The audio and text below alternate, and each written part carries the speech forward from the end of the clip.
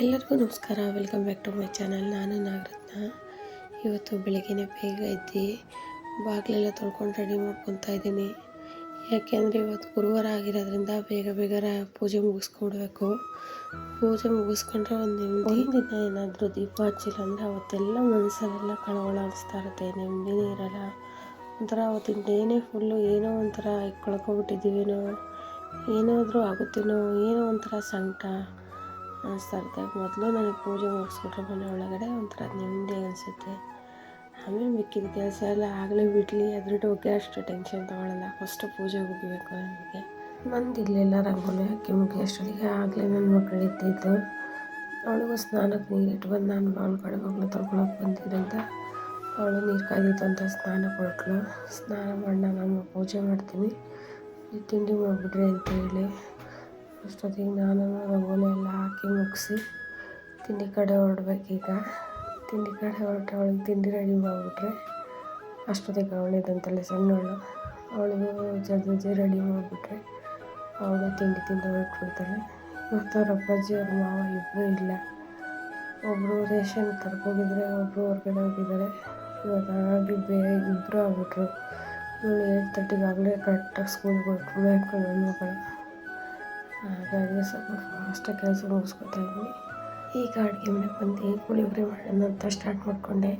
ಒಂದು ಬಾಣಲೆ ಬಾಣಲಿಗೆ ಸ್ವಲ್ಪ ಸಾಸಿವೆ, ಕಡಲೆಬೇಳೆ, ಶೇಂಗಾ ಬೀಜ ಹಾಕಿ ಚೆನ್ನಾಗಿ ಫ್ರೈ ಮಾಡಿಕೊಂಡು ನಂತರ ಜಜ್ಜಿಟ್ಕೊಂಡ್ರಂಥ ಬೆಳ್ಳುಳ್ಳಿ, ಕರಿಬೇವಿನ ಸೊಪ್ಪು ಹಾಕಿ ಚೆನ್ನಾಗಿ ಒಮ್ಮೆ ಹುರ್ಕೊತೀನಿ. ನಂತರ ಹುಣಸೆಹಣ್ಣು ಮೊದಲೇ ನೆನೆಸಿಟ್ಟಿರ್ತೀನಿ ತೊಳೆದು, ಅದನ್ನು ಚೆನ್ನಾಗಿ ಕಿವುಚಿ ಸೋದಿಸಿ ಆ ಹುಣಸೆಹಣ್ಣು ಹಾಕಿ ಸ್ವಲ್ಪ ಬೆಲ್ಲ ಹಾಕಿ ಪುಳಿಯೋಗರೆ ಪ್ಯಾಕೆಟ್ ರೆಡಿಮೇಡ್ ತಂದಿಟ್ಕೊಂಡೆ. ಆ ರೆಡಿಮೇಡ್ ಪುಳಿಯೋಗರೆ ಪ್ಯಾಕೆಟು ಹಾಕಿ ಸಾಲ್ಟ್ ಹಾಕಿ ಸ್ವಲ್ಪ ಚೆನ್ನಾಗಿ ಕುದಿಸ್ತೀನಿ. ಅದು ಎಣ್ಣೆ ಜಿಡ್ಡೆಲ್ಲ ಬಿಟ್ಕೊಬಿಡ್ಬೇಕು. ಈ ಥರ ಸಪ್ರೇಟಾಗಿ ಕಾಣಿಸ್ಬೇಕು ಎಣ್ಣೆನ. ಆ ಥರ ಹುರ್ಕೊತೀನಿ. ಆ ಥರ ಹುರ್ಕೊಂಡಾಗ ಅದು ಭಾಳ ಚೆನ್ನಾಗಿರುತ್ತೆ. ಸ್ವೀಟಾಗಿ ಹುಳಿಯಾಗಿ ಖಾರವಾಗಿ ಚೆನ್ನಾಗಿರುತ್ತೆ ಪುಳಿಯೋಗರೆ. ಅಷ್ಟು ರೆಡಿ ಮಾಡಿಕೊಂಡ್ರೆ ಪುಳಿಯೋಗರೆ ರೆಡಿಯಾಗಿರುತ್ತೆ. ನಂತರ ಮೊನ್ನೆ ಹೇಳಿದ್ನಲ್ಲ ನಾನು ಏನೇನು ತೊಗೊಂಡಿದ್ದೀನಿ ಜಾತ್ರೆಯಲ್ಲಿ ಅಂತೇಳಿ, ಅದನ್ನು ತೋರಿಸೋದು ನೋಡಿ. ಇದು ಈ ಭರಣಿನ ನಾನು ಆನ್ಲೈನಲ್ಲೆಲ್ಲ ಚೆಕ್ ಮಾಡಿದಾಗ ಭಾಳ ರೇಟ್ ತೋರಿಸ್ತಿದ್ರು, ಹಾಗಾಗಿ ನಾನು ಮಾಡೋಕ್ಕೆ ಹೋಗಲಿಲ್ಲ. ಇದು 100 ರೂಪೀಸ್ ಒಂದು ಜಾತ್ರೆಯಲ್ಲಿ ಭಾಳ ಚೆನ್ನಾಗಿದೆ. ಅರ್ಧ ಕೆ ಜಿ ಆರಾಮಾಗಿ ಹಿಡಿಸುತ್ತೆ. ಹಾಗಾಗಿ ತೊಗೊಂಡೆ. ಒಂದು ಸ್ಪೂನು, ಹಾಗೆ ಈ ಥರ 1-2 ಪ್ಲೇಟು, ಚಿಕ್ಕ ಸ್ಪೂನು, ದೊಡ್ಡ ಸ್ಪೂನು ಮರದ್ದು ಪ್ಲೇಟ್ಸ್, 1-2 ಕಪ್ಪು ಭಾಳ ಚೆನ್ನಾಗಿತ್ತು ನೋಡೋಕ್ಕೆ. ಅಲ್ಲಿ ನೋಡ್ತಾಯಿದ್ರೆ ಯಾವ್ದು ತಗೊಳ್ಳೋದು ಯಾವ್ದು ಬಿಡೋಣ ಅನ್ನಿಸ್ತಾ ಇರುತ್ತೆ. 2 ಟೀ ಕಪ್ ತಗೊಂಡೆ. ನನ್ನ ಮಗಳು ಆಗಲೇ ಮನೆಗೆ ಬರ್ತಿದ್ದಾಗೆ ಅದನ್ನೊಂದು ಓಂ ಶಿವಾಯ ಮಾಡಿಬಿಟ್ಟಿದ್ದಾಳೆ. ಒಂದು ಸೈಡ್ ಅದನ್ನು ಬೀಳಿಸಿ ಒಡಿಸೇ ಬಿಟ್ಲು. ಆಮೇಲೆ ನನ್ನ ಮಗಳು ಸ್ವಲ್ಪ ಥಿಂಗ್ಸ್ ತೊಗೊಂಡ್ಳು, ಅದು ಇದು ಬೇಕು ಅಂತೇಳಿ. ಚೆನ್ನಾಗಿತ್ತು ಒಂಥರ ಜಾತ್ರೆ. ಚೆನ್ನಾಗಿದೆ ಈ ಥರ ತೊಗೊಳೋದು. ಆನ್ಲೈನಲ್ಲೇ ಹೇಳಬೇಕು ಅಂದರೆ ರೇಟ್ ಜಾಸ್ತಿ ಅನಿಸುತ್ತೆ. ಈ ಥರ ಜಾತ್ರೆಗಳೆಲ್ಲ ಇದೆಲ್ಲ 20 ರೂಪೀಸ್ ಕ್ಲಿಪ್ಪು. ಚೆನ್ನಾಗಿದೆ, ಚೀಪಾಗಿ ಸಿಗುತ್ತೆ ಅನಿಸ್ತದೆ ನನಗೇನು. ಚೆನ್ನಾಗಿದೆ, ಚೀಪಾಗೂ ಸಿಗುತ್ತೆ, ಚೆನ್ನಾಗೂ ಇದೆ, ಕ್ವಾಲಿಟಿನೂ ಇದೆ. ಈ ಕ್ಲಿಪ್ಪಂತೂ ಸಖತ್ತಾಗಿದೆ. ಚೀಪಾಗೂ ಸಿಕ್ತು, ಚೆನ್ನಾಗಿತ್ತು. ಹಾಗಾಗಿ ಸ್ವಲ್ಪ ಬೇಕಾಗಿದ್ದ ಐಟಮ್ ಎಲ್ಲ ತೊಗೊಂಡು ನಾವು ಹೊರಟು ಬಂದ್ವಿ. ಹಾಗೆ ನಿಮ್ಮ ಜೊತೆ ಒಂದು ವಿಷಯ ಶೇರ್ ಮಾಡೋದಿತ್ತು. ಯಾರಾದರೂ ಆಗಲಿ ಮದುವೆ ಆದಮೇಲೆ ಗಂಡು ಹೆಣ್ಣು ಅನ್ನೋರು ನಂಬಿಕೆಯಿಂದ ಜೀವನ ಮಾಡ್ಕೊಂಡು ಹೋಗ್ಬೇಕು. ಯಾವತ್ತಾದರೂ ಅಷ್ಟೇ.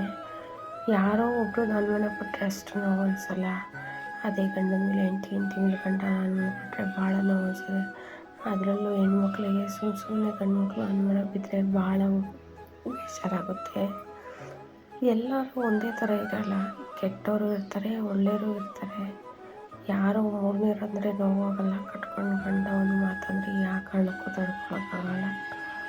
ಅದು ಹೇಳೋಕ್ಕೆ ಆಗಲ್ಲ, ಅಷ್ಟು ನೋವು ಅನಿಸುತ್ತೆ. ಅದಕ್ಕೆ ಹೇಳೋದು.